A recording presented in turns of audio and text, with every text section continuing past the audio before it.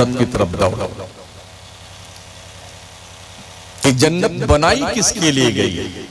जिससे पूछो, जितने बैठे हैं ना, जन्नत, हाँ जन्नत चाहिए, हम जन्नत में जाएंगे। हम सुन्नी है ना, एकदम खटाखट सुन्नी, कचा टकाटक सुन्नी, टनाटन सुन्नी, एकदम सुन्नी। जन्नत हमारे लिए। अल्लाह से पूछिए जन्नत किसके लिए है, तो अल्लाह फरमाता है उइद्दत लिल मुत्तकीन, जन्नत अल्लाह से डरने वालों के लिए बनाई गई है।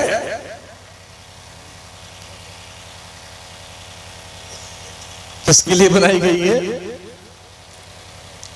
हाँ, मैं उस तरह का मुकर्रर नहीं कि चिल्लाता जाऊं और आप सुभान अल्लाह कहे, मुझे कोई मतलब नहीं आपके जज़ाकल्लाह और सुभान अल्लाह से, ठीक है ना। मेरा काम जो बात है वो समझाना है आपको। जन्नत परहेजगारों के लिए है, मुत्तकियों के लिए है, अल्लाह से डरने वालों के लिए है। इसमें कितने लोग नमाज पढ़ते हैं?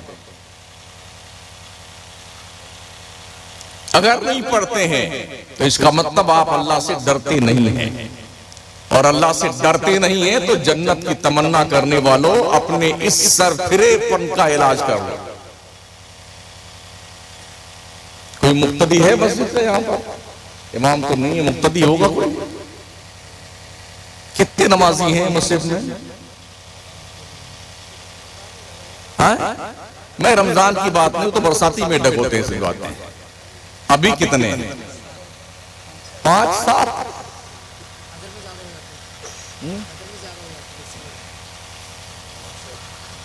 5-7 नमाजी, और जन्नत की तलब। क्या क्या शौक चल रहा है तुम्हें?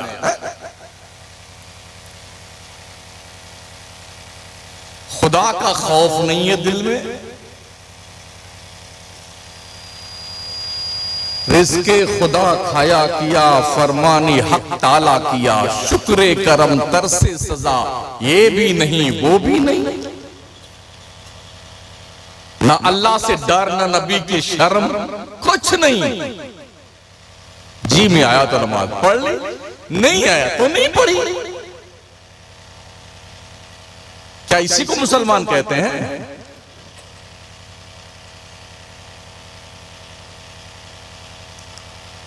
रमजान में तो बहुत आते हैं, तो सोचते हैं कि शायद एक ही महीना में रमजान के लिए रोजा, ये नमाज फर्ज की गई है। इधर ईद खत्म हुई, उधर नमाज ही खत्म हुई। पता नहीं उनका इंतकाल हो गया कि जिंदा है।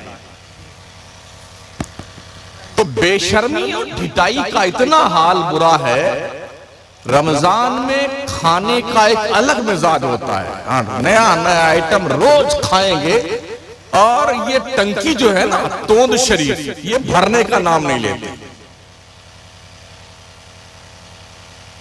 खाए जाएंगे, खाए जाएंगे, खाए जाएंगे, जबकि रोजा परहेजगारी के लिए आया हुआ है। लअल्लकुम तत्तकून, रोजा इसलिए फर्ज किया गया है ताकि तुम खुदा से डरने वाले बन जाओ। दिन भर भूखे रहो, रात में भी कम खाओ, ताकि तुम्हें लगे एहसास कि जो भूखा होता है दुनिया में, उसकी जिंदगी कैसे गुजरती है। लेकिन जो दिन में कमी रखते हैं उसे हम रात भर पूरा कर लेते हैं। इधर इफ्तार से शुरू होते खाने में और सहरी तक खाते रहते हैं, कचौड़ी पकौड़ी समोसा अंट संट उल्टे सुलटे, फिर दिन में बैठे डिकारे लेते रहे, तोंद पे हाथ फेरते फेरते। ये जानवरों की सिफत है।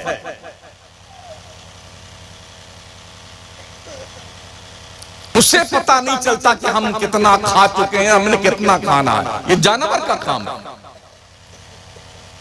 हमारे करीम आका इस्लाम फरमाते हैं, ओ मेरी उम्मत के लोगों, तुम अपनी भूख के 3 हिस्से कर लो। एक हिस्सा में खाना खाओ, एक हिस्सा में पानी पियो, और एक को खुला छोड़ दो खाली सांस लेने के लिए, ताकि तुम्हारी सांस ना फूले। यहां तक जब लील जाओगे सांस नहीं फूलेगी। फिर नमाज पढ़ने का जी नहीं करेगा, कुरान को तिलावत करने का जी नहीं करेगा, तहज्जुद पढ़ने का दिल नहीं करेगा। इस साल तो अजब तमाशा देखा गया, बेटे बाहर बैठे रहते, मोबाइल चलाते रहते इस तरावी में, और जैसे हाफिज जी अल्लाह अकबर रुकू में जाते हैं, झट से मोबाइल खट से नियत मारी, अल्लाह अकबर रुकू में गए। ये भी वीडियो वायरल है। अब सोचिए ये मुसलमान कितना बेहया बन चुका है, किस कदर बेगैरत बन चुका, कितना बेशरम, कितनी ढीठ क्वालिटी का है ये, इसे एहसास तक नहीं है। और किसी से पूछ लो जन्नत, हाँ हम इंशाल्लाह जन्नत जरूर जाएंगे। जिसको पूछो मदीने में अल्लाह मौत आए, मदीने में जन्नतुल बकी में दफनाया जाऊं, तेरे बाप की जन्नत है जन्नतुल बकी।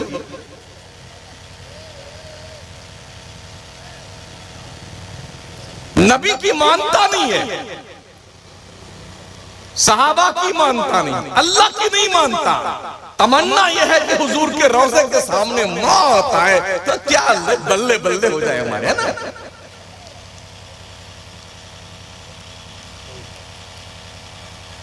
दोस्ताने मुहतरम,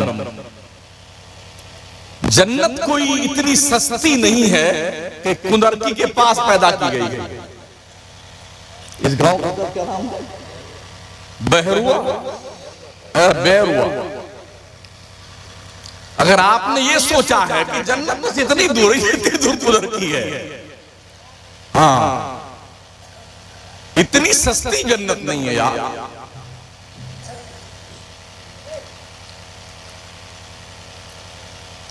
इबादत कीजिए, अपने रब को मनाइए, रातों की नींदें कुर्बान कीजिए, समझ रहे हैं। तहज्जुद की नमाज अल्लाह से मुलाकात करने का सबसे स्पेशली तरीका है। ये नमाज मोहब्बत है। जितने बुजुर्गाने दीन गुजरे हैं, औलियाए कामिलीन, तहज्जुद की कसरत किया करते थे वो, और रातों को जागकर अपने मौला की बंदगी किया करते थे, तब उन्हें अल्लाह का कुर्ब हासिल होता था। हम तो सिर्फ करामत का बखान करते हैं। ख्वाजा ने अनासागर का पानी प्याले में भर लिया, तो तेरे बाप का क्या गया? वो उनने भरा है ना, तुमने क्या किया? जयपाल जोगी के सर पे खड़ाऊ गई, मारते मारते लाके कदमों में गिरा दिया, तुमने क्या किया? राजा पृथ्वीराज के ऊंटों को बिठा दिया, वो उठ नहीं सके, आपने क्या किया?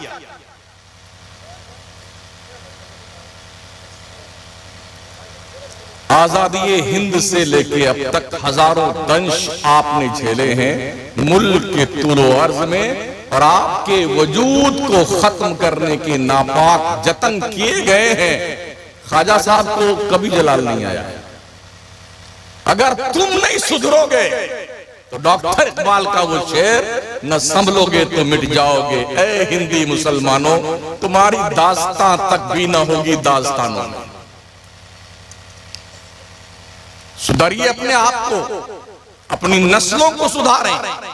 ये जो बच्चे हैं बैठे हुए अंडसंड, इन पर मेहनत कीजिए, इन्हें पढ़ाइए लिखाइए, इन्हें दानिश्वर बनाइए, इनके दिल में मुस्तफा की प्यार की जो है एक बेहतरीन किस्म की कल्पना पैदा करने की कोशिश करें कि ताकि ये हुजूर की मोहब्बत में जिए और मरे। ये ज़ौक़ पैदा कीजिए इनके दिल के अंदर। यूं पैदा करके छोड़ दिया, कुत्ते बिल्ली की तरह फलांगे मारते फिरते हैं।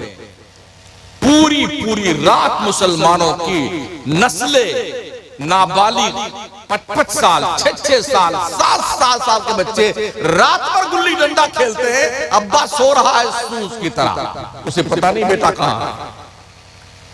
दुनिया की कामयाब कौमें अपने बच्चों पे मेहनत करती हैं, समझ रहे हो?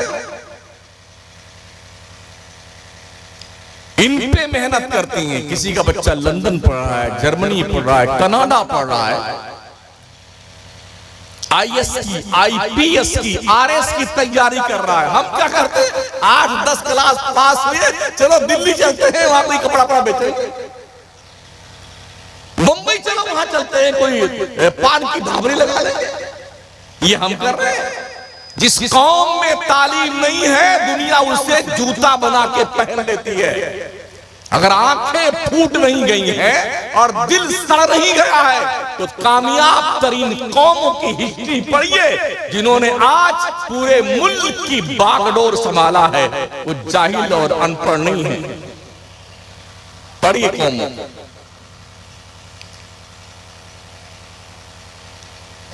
न हमारे यहां ढंग के मौलाना पैदा होते, न हमारे मदरसों के अलावा स्कूल जो है वहां पर हमारे बच्चे पढ़ने के लिए ढंग से जाते हैं। मदरसे में तो फ्री पढ़ाई होती, फिर भी बेटे नहीं पढ़ते। 100-200 रुपया जो है फीस देने में मौत आती है मदरसों में। स्कूल में भी देके पढ़ लेंगे तो बड़ी मुश्किल से 12वीं तक जाते जाते बाई ग्रेस पास होने लगते हैं, धक्का मार के। या तो थर्ड पास होंगे या बाई ग्रेस पास होंगे। कंपटीशन में बैठने के लिए, नीट की तैयारी के लिए 90+ नंबर लाना पड़ता है, तब कहीं जाकर के सिलेक्शन होता है। हाँ, वो घास छीलने वाले, भैंस चराने वाले, बकरी चराने वाले नहीं पढ़ने जाते वहां पे। पढ़िए।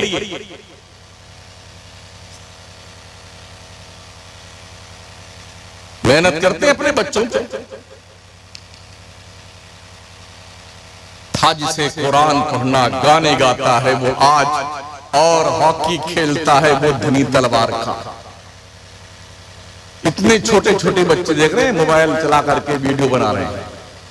इनसे पूछो नमाज में कितना फर्ज है, ये एक नहीं बता पाएंगे। इनके अब्बा नहीं बता पाएंगे, ये क्या बताएंगे।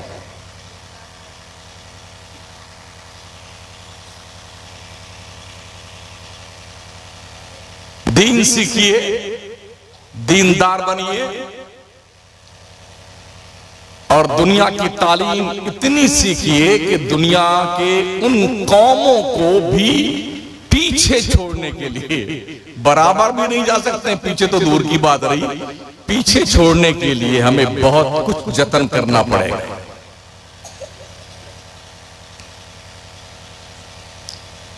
हमारे बच्चे स्कूल कॉलेज पहुंच जाते हैं तो मुसलमान होना ही भूल जाते हैं।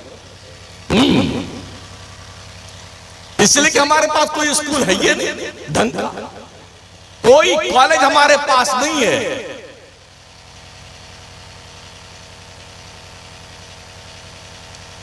तो वहां पर क्या तवक्को आप रखते हैं? अव्वल तो बड़े बड़े कॉलेज में इस वक्त हमारी मुस्लिम कम्युनिटी के बच्चों की, बच्चियों की एंट्री ही नहीं होने दी जाती। अब तो बाज़ाब्ता ऐलान किया जाता है, यहां पर बुर्का पहनने वाली बच्ची का एडमिशन नहीं होगा। बाज़ाब्ता ऐलान होता है, मुस्लिम कौम के बच्चों को जो है यहां पर एडमिशन नहीं मिलेगा। अब यह भी ऐलान होने लगा है कि इस अस्पताल में मुसलमानों का इलाज नहीं होगा। हम भी इसी मुल्क में रहते हैं, पढ़ते रहते हैं मीडिया पर जो कुछ आता है। ये सब कुछ यूं ही नहीं है।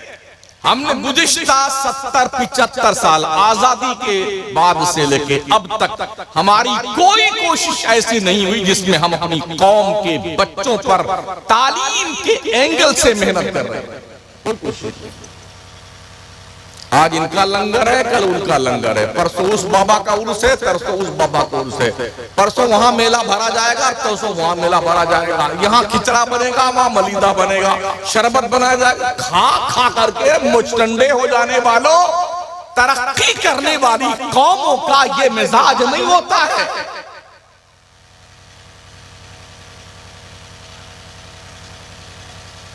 उतलुबुल इल्म वलो बिस्सीन, इल्म तलाश करो चाहे तुम्हें चीन तक जाना पड़े।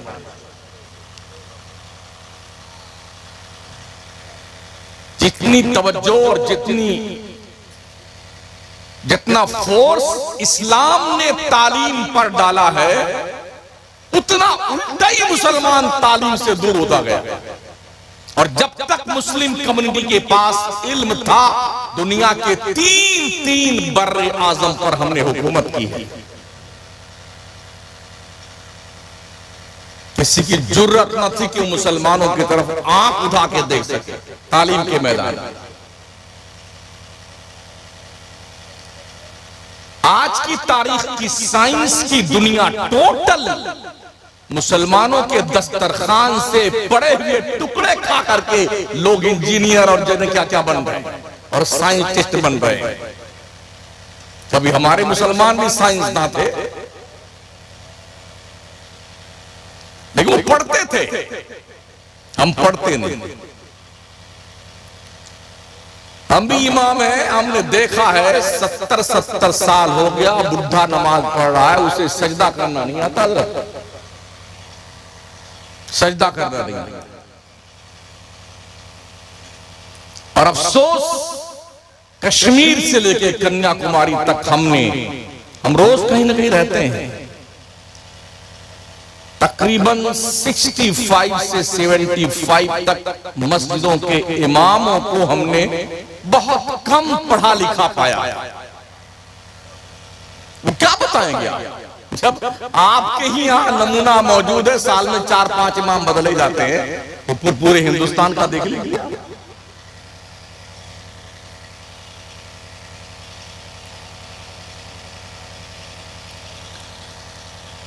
सोचिए और 100 बार सोचिए, अब भी जाग जाओ, फिर कुछ सुधरना हो जाए। देर तो बहुत हो चुकी है, लेकिन कुछ हासिल कर लो। ऐसा मत करो चलो तुम उधर को हवा हो जिधर की। जी नहीं, मारहरा के सादात का ये जुमला याद रहे, आधी रोटी खाओ, बच्चों को पढ़ाओ।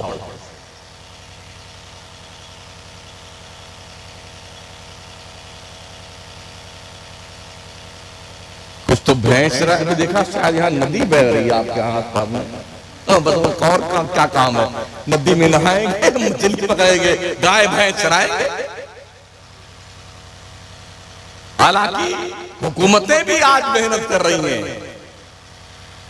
ये स्लोगन लिखे जाते हैं दीवारों पर, अंगूठा टेक रहे ना एक, गाय भैंस चराएंगे फिर भी पढ़ने जाएंगे, सास बहू एक साथ पढ़ेगी, महिला अनपढ़ नहीं रहेगी। ये स्लोगन लिखे जाते हैं। पर हम ना जी, हम तो कुछ नहीं करेंगे, हम तो उर्स बनाएंगे, गागर लेके जाएंगे, बल्लम अल्लम लेके जाएंगे, झंडे उठाएंगे, ताजिया बनाएंगे, खिचड़े बनाएंगे, खूब मस्त होके खाएंगे। ये काम हमारी सुन्नियत के प्लेटफॉर्म से हो रहा है। अल्लाह फरमाता है, या अय्युहल्लज़ीना आमनू, ए ईमान वालों, जब तुम्हें नमाज के लिए सदा दी जाए तो अपने सारे काम छोड़ छाड़ के अल्लाह की तरफ भाग चलो, अल्लाह की इबादत में दौड़ो। या अय्युहन्नासु उबुदू रब्बकुमुल्लज़ी खलक़कुम वल्लज़ीना मिन क़ब्लिकुम लअल्लकुम तत्तक़ून। लोगों, तुम अपने उस रब की इबादत करो जिसने तुम्हें भी पैदा किया, तुम्हारे बाप दादाओं को पैदा किया, ताकि तुम परहेजगार बन जाओ। अल्लज़ी जअला लकुमुल अर्दा फिराशा, उस रब की इबादत करो जिस रब ने तुम्हारे लिए ये जमीन का फर्श बिछाया है। वस्समा बिना, इस रब ने तुम्हारे लिए आसमान की बाज़ाब्ता तौर पर एक शामियाना के तौर पर जलवागरी की है। वह अंज़ला मिनस समाई मा, जिस रब ने तुम्हारे लिए आसमान से बारिश को बरसाया है। वह अंज़ला मिनस समाई मा, जिस रब ने तुम्हारे लिए आसमान से बारिश उतारा है, और उस बारिश के जरिए से जमीन से उसने पौधे उगाए हैं, जैसे फल फ्रूट है, गेहूं है, धान है, चना है, वगैरह वगैरह। अल्लाह ना चाहे तुम्हारे खेत में एक पौधा नहीं उग सकता है। रब की कितनी बड़ी शान करीमी है कि हम उसकी एक नहीं सुनते हैं, फिर भी तीनों टाइम हमें खिला रहा है। ऐसा करीम कहीं देखा है? आप किसी क्या नौकरी कर रहे हो और उसका काम ना करें तो तनख्वाह देता है वो? एक ढेला नहीं देगा, धक्के मार के निकाल देगा आपको। लेकिन हमारे रब ने हमें अपनी इबादत के लिए पैदा किया। हाल ये है कि हम जुम्मा जुम्मा टिकाने हैं सर, एक बार चला जाएंगे मस्जिद में जुम्मा पढ़ने, हाँ उसके बाद फिर फुर्सत। खाते तीनों टाइम में अल्लाह की रोजी, नमाज हफ्ते में एक दिन पढ़ने जाएंगे। इतने ऐसे भी बदतमीज दिखाई पड़े मनहूस जो जुम्मा तक नहीं पढ़ते, जुम्मा भी नहीं पढ़ते। औरतों में नमाज ना पढ़ने वालों की मर्दों से ज्यादा कसरत है। जागरूकता हमारे यहां नहीं है, बेदारी नहीं है हमारे यहां। अगर आपने नमाज और इमामत, ये इमाम के लिए जो है कि आप ही हजरत पढ़ते रहिए। कुछ इलाके में जाना हुआ जहां अजान तो हुई मगर नमाज नहीं हुई। इतने में हम पहुंचे मस्जिद के दरवाजे पर, तो मुअज्जिन साहब अजान दे करके एक पूरी अगरबत्ती का इतना मोटा पूरा सुलगा करके गेट में घुसेड़ के जा रहे थे। मैंने कहा भाई मुअज्जिन साहब अजान दे दी तो जमात नमाज हो गई? कहा नहीं, नमाज नहीं हुई। हमने क्या करते हैं आप? कहा मैं यहाँ पर अजान देता हूँ। तो क्या नमाज नहीं? कहा नमाज नहीं होती, हमारा काम है अजान देना, अगरबत्ती सुलगा के चले जा रहे। ये हालात हमारे फेस टू फेस जो मैंने बात की है ना मस्जिद के गेट पे पहुंच कर मुअज्जिन से, वो बात मैं कर रहा हूं आपके सामने।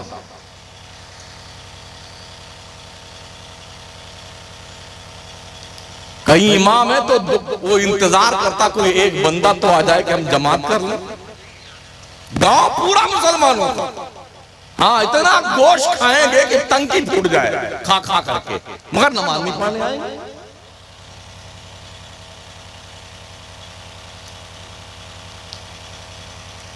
इबादत कर लो अपने रब की, जहां तुम्हारा बाप नहीं काम आएगा, तुम्हारी मां नहीं काम आएगी, तुम्हारा रिश्तेदार काम नहीं आएगा ना, ये नमाज तेरे लिए वहां अल्लाह की तरफ से रोशनी बन के तेरी कब्र में आएगा।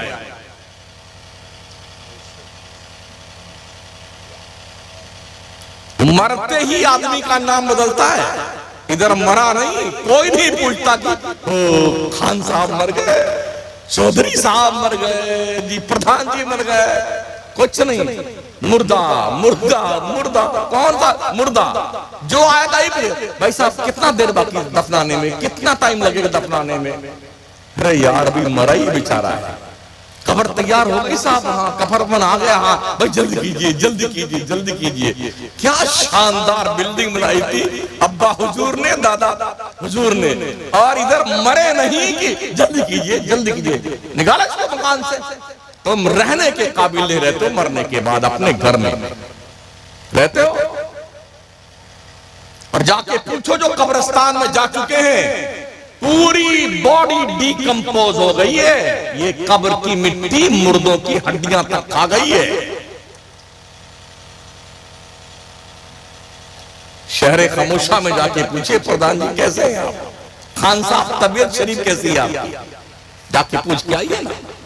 अभी एक साहब का एक मेरे पास फोटो एक साहब ने भेजा, कब्र का एक फोटो था, उस कब्र के ऊपर जो है जो कतबा लगा हुआ था पत्थर का, उसमें उनकी डिग्रियां लिखी हुई थी। जनाब फला साहब इन्होंने एम.टेक लंदन से किया है, बी.टेक कहां से किया है, ये पूरी लिस्ट लिखी हुई मुर्दे के कब्र के सामने जो कतबा लिखा था पत्थर का, उसमें उसकी एम.टेक और बी.टेक और लंदन और बर्तानिया की डिग्री। अरे हमने कहा मर्दूर मुनकर नकीर तेरी डिग्री से क्या लेना तेरा, क्या करना मुनकर नकीर को तेरी डिग्री देकर तू कहां पढ़ के आया है कहां नहीं, वो तो तेरी कब्र में आएंगे, तीन ही सवाल करते हैं, इज्जत से जवाब दे दे वरना तेरी कब्र को जहन्नम बना के चले जाएंगे। क्या आप सोचते हैं कि मरने वाला चुपचाप सो जाता है, कुछ नहीं बोलता है और ये अंदर खैरियत से होता है? जी नहीं, खैरियत से नहीं होता है। अगर ईमान के साथ नहीं गया है ना तो खैरियत की तो ऐसी तैसी हो जाती है। मुनकर नकीर जब निकलते ना कब्र से सवाल जवाब करके, तो जो ईमान से खाली होता है उसकी कब्र को जहन्नम के आग के अंगारों से दहका दिया जाता है और मुर्दा जलता रहता है, चीखता और चिल्लाता रहता है, उसकी आवाज बाहर नहीं आती है। मुर्दे की उस आवाज को जानवर सुनते हैं, इंसान नहीं। अगर इंसान मुर्दों की आवाज सुन ले ना तो दुनिया में रहना भूल जाएगा। किसी के साथ कोई कब्र में आज तक नहीं गया है। अब्बा भी अकेले जा रहे हैं, अम्मा भी अकेले जा रही हैं, भैया भी अकेले गए, गुड़िया भी अकेले गई, बेगम साहिबा भी अकेले गई। सब अपने अपने हिसाब किताब से अपनी खबर में जा रहे हैं और सबने हिसाब किताब का भुगतान करना है। इसलिए जिंदगी के आमाल का चैप्टर क्लीन कर लो ताकि मरने के बाद तेरी कब्र में अल्लाह के रहमतों की बारिश हो। ये जिंदगी तो गुजर जाएगी यार। कोई जुब्बा पहन के जीता है तो उसको भी मरना है, कोई कुर्ता पजामा पहन के जिएगा वो भी मरेगा, कोई फटा पुराना कपड़ा पहन के जिएगा वो भी मरेगा, कोई नंगा धड़ंगा जिएगा उसको भी मरना है। सबको मर के कब्र में जाना है। ये भी कोई जरूरी नहीं कि सबको कब्र का कोई हिस्सा मिले। कुछ दरिया में डूब जाते हैं तो मछलियां तनाव फरमा लेती हैं, कछुए खा जाते हैं, कुछ जल जाते हैं तो उनकी राख खत्म हो जाती है। जो कब्रों में जाते हैं ना उनका अंजाम बड़ा भयानक होता है। अगर ये मुज़्दे जाफिजा मुनकर नकीर ने ना दिया, नम कनामतिल अरूस, सो जा ऐसे जैसे दुल्हन सोती है, तो फिर समझ लो उसी दिन से भुगतान शुरू है। अल्लाह के नबी अलैहिस्सलाम फरमाते हैं मुर्दे को कब्र ऐसे दबाती है ना, जो गुनहगार काफिर मुशरिक बंदे होते हैं ना, ये पसलियां जो है ना आपस में ऐसे एक दूसरे से गुत्थम गुत्था हो जाता है।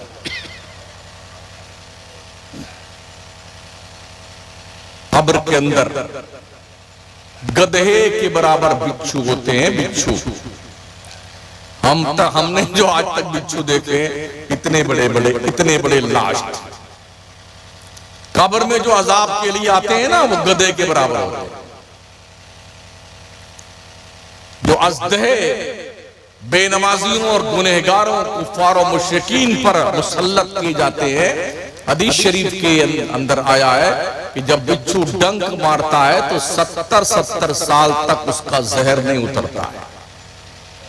सांप जब उसको डसता है तो 70 गज जमीन में धंस जाता है मुर्दा, फिर वो नोच कर उसे वापस बाहर निकालता है। क्या हमें और आपको दिखता है सब कार्यक्रम? नहीं दिखता है।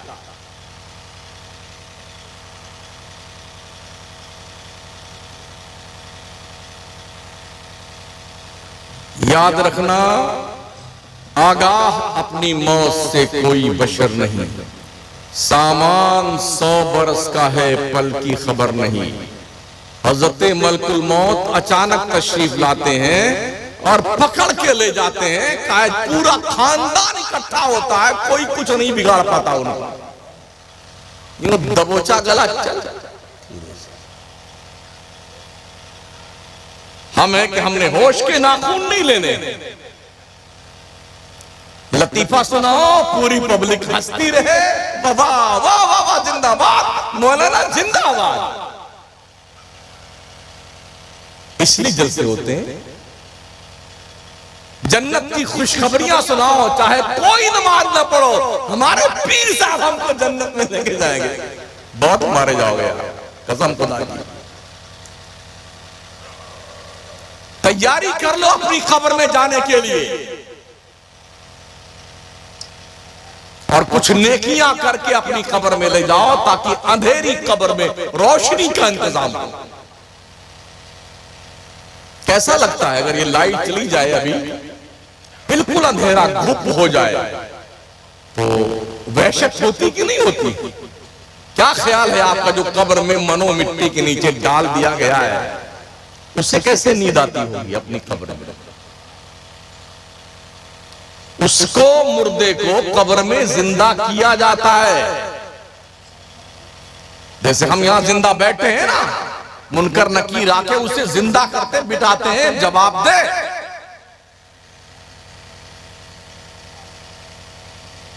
अब पूछिए उस मुर्दे से जो अंधेरी कोठरी में बैठा हुआ है। यहां अभी हमको गर्मी लग रही, सबको गर्मी लग रही है, मट्टी के नीचे क्या वहां गर्मी नहीं लगती?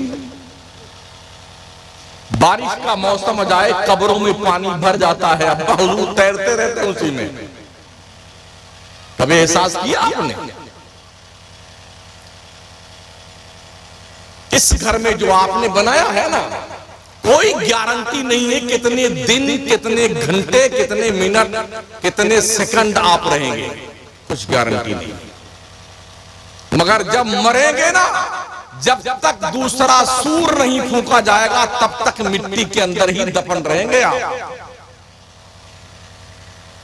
कभी कब्र खोदने वालों से पूछो, जब कब्र खोदते हैं ना, तो पहले मुर्दों की हड्डियां दिखाई पड़ती हैं, पैर की हड्डी, हाथ की हड्डी, खोपड़ी सब पड़ी होती है, तो उसको भी साइड में उसी में करके फिर दूसरे मुर्दे को उसी में टिका दिया जाता है। आराम फरमाइए इसी। जन्नत की तलाश, अल्लाह अकबर, बगैर मेहनत किए आप पास होना चाहते हैं? किताब पढ़ेंगे नहीं, स्कूल जाएंगे नहीं, ट्यूशन करेंगे नहीं, हाँ, और जी बस इम्तिहान में बैठेंगे भी नहीं। दुनिया में रिश्वत चलती है, कापी चेक करने वाले को कुछ रिश्वत खिला दीजिए तो वो आपको पास कर देता। लेकिन ये मरने के बाद अगर आपने ये तवक्को की है कि मरने के बाद वहां भी कोई धप्पलबाजी चलने वाली है, तो ये आपका खप्त है, खप्त है। उधर कोई धप्पलबाजी नहीं चलेगी, ये ध्यान रखना। प्यारे आका सल्लल्लाहु ताला अलैहि वसल्लम के प्यारे दीवाने, अगर आपको पता चल जाए कल इतने ही बजे 24 घंटे के बाद आपकी मौत वाक़ई होने वाली है, और फिर आपको एक ऑप्शन दिया जाए, आज तक की तारीख में आप कितने साल के हैं, 25, 50, 60, 70, 80, 90, एक नेकी ऐसी ढूंढ कर बताओ जो अल्लाह के दरबार में तुम पेश करके अल्लाह के अजाब से बच सकते हो। बता सकते हैं? जिस पर आपका मुकम्मल कॉन्फिडेंस हो कि ये अल्लाह के दरबार में पेश करने के लायक। बताइए, अगर कोई नेकी है आपके पास तो। प्यारे आका सल्लल्लाहु ताला अलैहि वसल्लम के प्यारे दीवाने, अभी पढ़ लो नमाज, bank balance, fix deposit, life insurance, किसान विकास पत्र, ये जो कुछ भी आपका होता है ना, बिल्डिंग, ये कुछ आपका नहीं है, कुछ भी आपका नहीं है, धोखा है, धोखा। अल्लाह के नबी फरमाते हैं, जो बंदे ने खाया वो वेस्टेज माल बन गया, जो पहना वो पुराना हो गया, और जो अल्लाह के रास्ते में दिया वो तेरे काम आने वाला है। इसलिए नमाजें पढ़ लो, हलाल हराम की तमीज करके कमाओ। अब तो हम ये देख रहे हैं, रोजाना वीडियोज आती हैं, बेटी और दामाद ने मिलके अपने बाप को बेटी ने मार डाला दौलत के लिए, पोते ने दादा का कत्ल कर दिया, बेटे ने अम्मी को कैंची घुसा दिया पेट में और मार डाला पैसे के लिए। कहां बैठे मियां? आए दिन ये हालात हैं। और अभी तो एक मुहतरमा ने अपने शौहर के 15 टुकड़े करके ड्रम में डाले और सीमेंट से उनको प्लास्टर करके पैक कर दिया। क्या ख्याल है आपका? परसों की खबर मैंने पढ़ी, गोंडा जिला में एक बेगम ने अपने शौहर को धमकी दी, याद है? ड्रम में पैक कर देंगे। खीरी लखीमपुर जिला की एक औरत ने अपने शौहर को धमकी दी, शौहर पुलिस स्टेशन पहुंचा कंप्लेन लेकर के अपनी बीवी के खिलाफ। क्या है आपका इस दुनिया में जनाब, क्या है? किस पर भरोसा आपका है?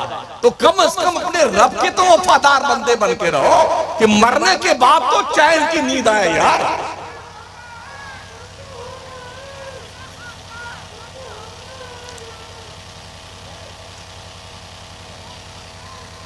ये इस कौम की तरबियत है। सोचिए, तो जन्नत के ख्वाब देखते हैं जागती आंखों से।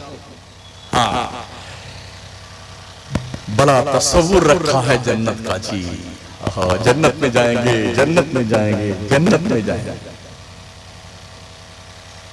बड़ी कठिन है डगर पंडित की, याद रखना साथी। अल्लाह फरमाता वअमुर अहलका बिस्सलाति वस्तबिर अलैहा ला नसअलुका रिज़्क़ा नहनु नरज़ुकुक वल आक़िबतु लित्तक़वा। ओ लोगों, अपनी फैमिली को, अपने बीवी बच्चों को नमाज का हुक्म दिया करो, तुम खुद भी नमाज पढ़ते रहा करो। हमने तुम्हें रोजी कमाने के लिए नहीं पैदा किया है, अल्लाह फरमाता। उठाइए ना कुरान, नहनु नरज़ुकुक, अल्लाह फरमाता रोजी हम तुम्हें देंगे, वल आक़िबतु लित्तक़वा, परहेजगार बन जाओ।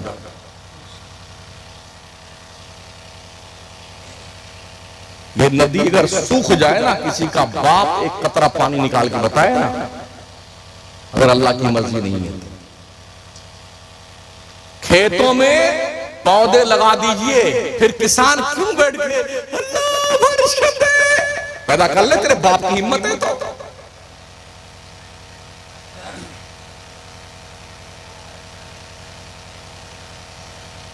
अल्लाह पालता है अपने बंदों को, वो कीड़े मकोड़ों को रोजी देता है, चींटियों को रोजी देता है, दरिंदों चरिंदों परिंदों को रोजी देता है, हमें भी रोजी दे रहा है।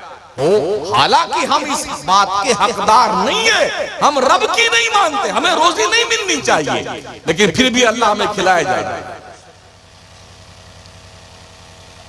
शायद बंदा अब मान जाए, शायद अब मान जाए, शायद इसका दिमाग अब ठीक हो जाए, मगर अफसोस ये है हमारे जलसों का एक मिजाज है, हर मौलाना अपनी तकरीर सेट किए हुए है, 15 करामत बयान कर देगा गौस पाक की और नारे लगे जिंदाबाद जिंदाबाद, और पब्लिक कूद कूद के नारे लगाएगी। इस मौलाना को अगले साल फिर बुलाना। सारे जलसों का निजाम भ्रष्ट हो चुका है पूरे मुल्क में। 2-2, 3-3 तकरीरें याद करके पूरे मुल्क के जलसों की तबाही और बर्बादी का सबब बन चुका है खतीब। कौम को किस चीज की जरूरत है? एंटीबायोटिक दवा देने से मर्ज ठीक नहीं होता है। अगर यहां पर थोड़ा फुंसी पैदा हो जाए जो दवाओं से अच्छा नहीं होता, तो इसको चीर करके मवाद निकालना पड़ता है। आज हमारी कौम की कंडीशन ये, इसकी बदअमली का जो नासूर बन चुका है, उसे बाज़ाब्ता तौर पर एंटीबायोटिक दवा से नहीं बल्कि इसे चीर फाड़ करके मवाद निकालने की जरूरत है। लेकिन लोगों को ये बात अच्छी नहीं लगती। कौम बेहिस है, हमको तो बस लोरियां देते रहिए, माशाल्लाह क्या जन्नत है। 3 बार, एक बार सुभान अल्लाह कह दो तो ओहो 10 पेड़ तुम्हारे जन्नत में लग गए। एक बार सुभान अल्लाह कह दो 10 पेड़ जन्नत में लग गए। तो लोग समझते हैं माशाअल्लाह, अब बैठे बैठे सुभान अल्लाह ही कहा करो। अगर एक मर्तबा में 10 पेड़ लग गए तो 100 मर्तबा कह दीजिए तो पूरा जंगल उग जाएगा। हमारे नाम का जंगल जन्नत में लग जाएगा दरख्त। माशाअल्लाह, दरख्त लगाने के लिए पहले जमीन तो भाई साहब खरीदिए।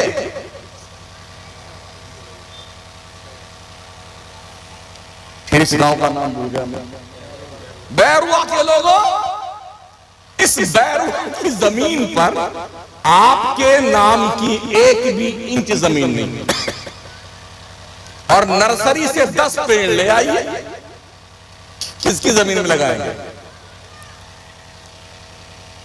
किसकी जमीन में लगाएंगे? पड़ोसी के, और धक्का मार के भगाएगा।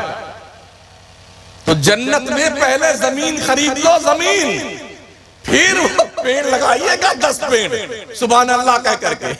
जमीन तो ली नहीं बेटे और पेड़ लगाने बैठे भी। क्या गौस पाक बेनमाजी थे?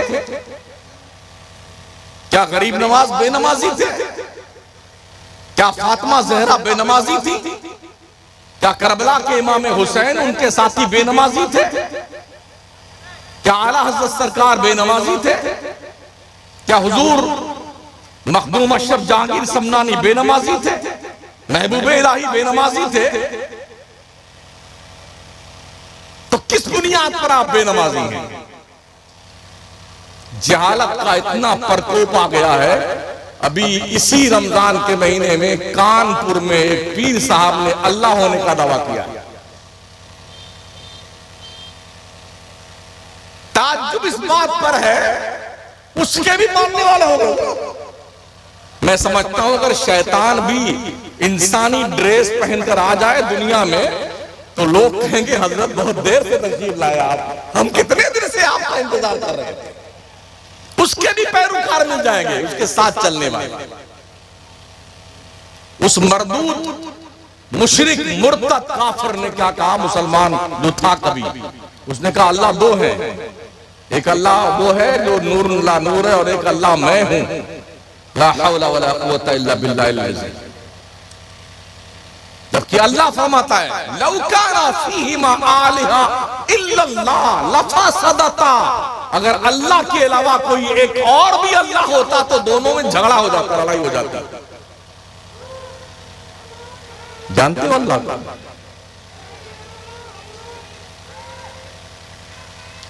लफ्ज़ कुन से जिस रब ने कायनात को पैदा किया है,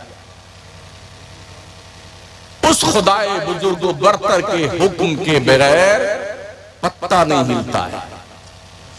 इतना बड़ा वजूद अल्लाह ने दिया है, कुछ पैसा लिया आपसे, इतना खूबसूरत बनाया है। इसमें अगर ये सर्दी के मौसम में कुछ फटन पैदा हो जाए तो इसमें क्रीम लगाने के लिए भी पैसा देना पड़ता है। लेकिन अल्लाह ने इतना खूबसूरत चेहरा दिया, बढ़िया से आंखें दी है, जबान दी है, कान अता फरमाए, बड़ा खूबसूरत बनाया। लक़द खलक़नल इंसान फी अहसन तक़वीम। अल्लाह फरमाता ओ इंसान हमने तुझे सारी कौमों से ज्यादा खूबसूरत पैदा किया है। कुछ पैसा लिया अल्लाह ने?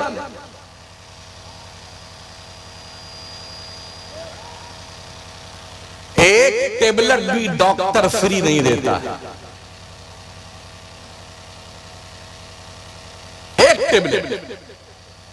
और किसी डॉक्टर के इलाज से कोई मरीज ठीक हो जाए ना तो पूरी जिंदगी डॉक्टर साहब थैंक यू डॉक्टर साहब थैंक यू, उसकी टांगों में बिछा जाता है।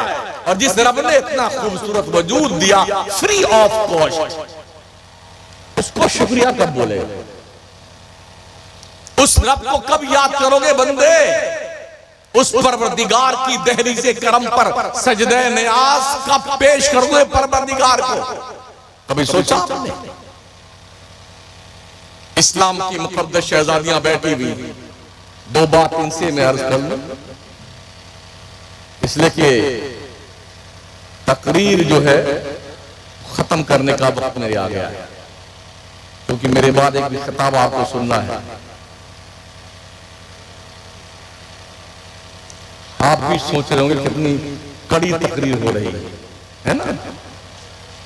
दवाएं कड़वी ही फायदा करती हैं, ध्यान रखना। मीठी दवाएं फायदा नहीं करती हैं।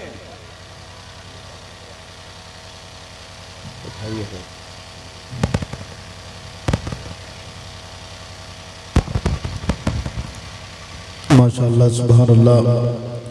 पीर तरीक़त हुज़ूर सैयद आमिर मसूदी साहिब क़िबला की आमद हो रही है। नारे तकबीर, नारे रिसालत, उलमाए अहले सुन्नत, औलादे रसूल हुज़ूर सैयद आमिर मसूदी साहिब क़िबला।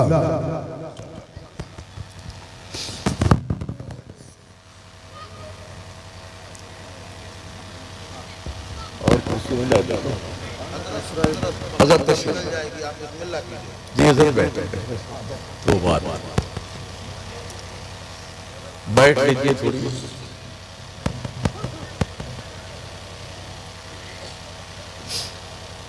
दुरूशी पढ़ें अल्लाहुम्मा सल्ली अला सय्यदना मौलाना मोहम्मद व अला आलिहि व अस्हाबिहि बारिक वसल्लम। मैं अपनी बच्चियों से, माओ बहनों से गुजारिश करूंगा कि अपने बच्चों की आप तरबियत कीजिए। अपनी तवज्जो अपनी औलाद पर डालिए। एक माँ अगर चाह ले तो अपनी औलाद को पाकीज़ा किरदार का हामिल बना सकती है। वो माएँ पैदा करती थी नमाजी, धनी तलवार के मैदान की गाजी। वो माएँ जब भी लेती थी बलाएं, दिया करती थी बेटों को दुआएं।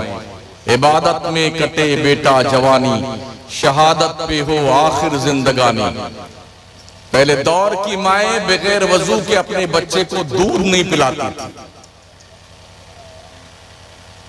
तब उन गोदों में परवान चढ़ने वाले बच्चे वली, गौस, कुतुब, कलंदर बनते थे। और आज बगैर मोबाइल के कोई वक्त जो है हमारा खर्च नहीं होता है। खाते हैं तो मोबाइल चालू, पीते हैं तो मोबाइल चालू। बच्चा जब तक मोबाइल नहीं देखता है खाना ही नहीं खाता है। यह हालत हो गई है। तो अम्मा पहले मोबाइल चालू करके बच्चे को दे देती हैं, तो उस मोबाइल देखने देखने में 2-2, 3-3 रोटी खा जाता है बच्चा। मुशाहदा पेश कर रहा हूं। एक खातून थी हजरत खुनसा रज़ी अल्लाह ताला। बस इनकी बात बता के अपनी गुफ्तगू फुल स्टॉप। ये मक्के शरीफ में रहती थी, तो जब ईमान नहीं लाई थी तो इनका पेशा धंधा जो था वो रोने का था। किसी क्या कोई मर जाता था तो ये रोने का काम करती थी। अपनी पूरी टीम इनके साथ होती थी, 10-12 औरतों की। उसके घर पे रोने जाती थी, 10-5 दिन रोती थी तो नजराना लेके रोने का आती थी। जैसे आज भी बहुत सारी टीमें बनी, कुरान खानी की टीम बनी हुई है, आयत करीमा की टीम बनी हुई है। 10-5 लोग जाएंगे, कुरान खानी करके आएंगे, एक ठेकेदार उसमें होता है। तो हजरत खुनसा ऐसे ही ठेकेदार थी, रोने वाली औरतों का ठेका उनके पास था। किसी का कोई मर गया तो आकर के उनसे कांटेक्ट करता कि हमारे अब्बा मर गए, चलिए हमारे घर रोइए आप। तो 10-5 दिन रोने के लिए तो पैसा लेके आते थे। जब ईमान लाई वो, तो उनके शौहर भी मैदान में शहीद हुए दीन के लिए। हजरत साद इब्न अबी वक्कास ने जब जंग शुरू की कादसिया के मौके पे, उस वक्त हजरत खुनसा जिंदा था। अपने 4 जवान बेटों के साथ वो मैदाने जंग में शरीक हुई। हजरत खुनसा सहाबिया, आंखों की रोशनी चली गई थी। जैसे कल जंग होने वाली है कादसिया के मैदान में, तो आज हजरत खुनसा ने अपने 4 लड़कों को बुलाया और फरमाया, बेटे हम तुम्हें कुछ नसीहत करना चाहते हैं। तो बोलिए मजाल क्या बात? तो फरमाती है, बेटे तुम एक बाप और एक माँ के बेटे हो। गौर से सुन लीजिए आप भी, मेरी माए बहनें भी। तुम एक बाप और एक माँ के बेटे हो। हमने तुम्हारे बाप से कोई खयानत नहीं की है। कहा माँ तुम कहना क्या चाहती? माँ ने कहा, बेटे कल जब मैदान जंग में पहुंचो और बाजारे कारोबार गर्म हो तो मैदान में कूद पड़ना, लड़ते लड़ते अल्लाह के दीन के लिए शहीद हो जाना। मगर हां याद रखना, खबरदार किसी की पीठ पर अगर कोई जख्म आया तो हश्र के मैदान में तुम्हारा गला पकड़ लूंगी अल्लाह के दरबार में। सारे जख्म इस्लाम के लिए सीने पे आने चाहिए। ठीक है मां। जंग में 4 बच्चे गए, लड़ते लड़ते 4 शहीद हो गए। जंग खत्म हुई तो किसी ने आके कहा, खुनसा तेरे 4 बच्चे शहीद हो गए। आप सोचिए, जिस औरत का शौहर ना हो, 4 जवान लड़के हों, वो चारों एक दिन ही शहीद हो जाएं, तो उस औरत का हाल क्या होगा रो रो करके? मगर एक कतरा आंसू नहीं गिरा उस मां की आंखों से। चारों बेटे शहीद हो गए। कहां? कहा मुझे मेरे बच्चों के पास ले चलो। उनको उनके बच्चों के पास ले जाया गया, जहां चारों बच्चे पीठ के बल लिटाए गए थे। कहा ये चारों लेटे हुए, सर से लेके पैर तक उन्होंने टटोला तो चारों बच्चों के सामने का पूरा हिस्सा जख्मों से चूर चूर था। कहा इनको पलटो, जरा हम पीठ को भी चेक करना चाहते। चारों शहीद शहजादों को फौजियों ने पलटा, पेट के बल लिटाया, सर से लेके पैर तक चेक किया। हजरत खुंसा ने खड़ी हुई और कहती अल्लाह तेरा शुक्र है कि मेरे बच्चों ने मेरे दूध की लाज रखी है। ए अल्लाह तू गवाह है ना, मैं अपने बच्चों से खुश हूं और हश्र के मैदान में इसका बेहतर अज्र अता फरमाना। गौर कीजिए, कोई मां आज इस तरह किरदार निभा सकती है?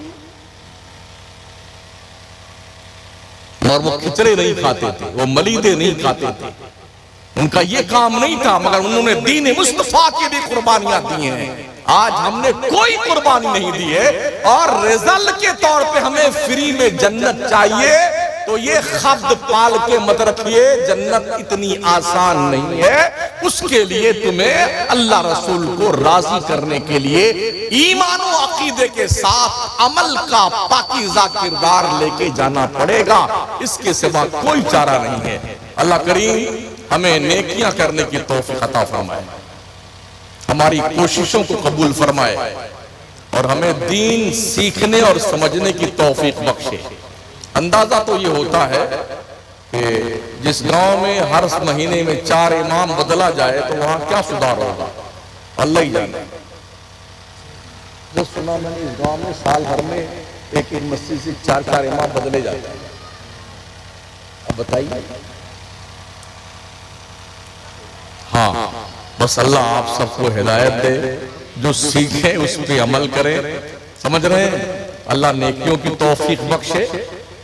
और बहुत कम रह गए हैं आप लोग, इसलिए कि अगर मैं जन्नत बांटता तो सब बैठे रहते।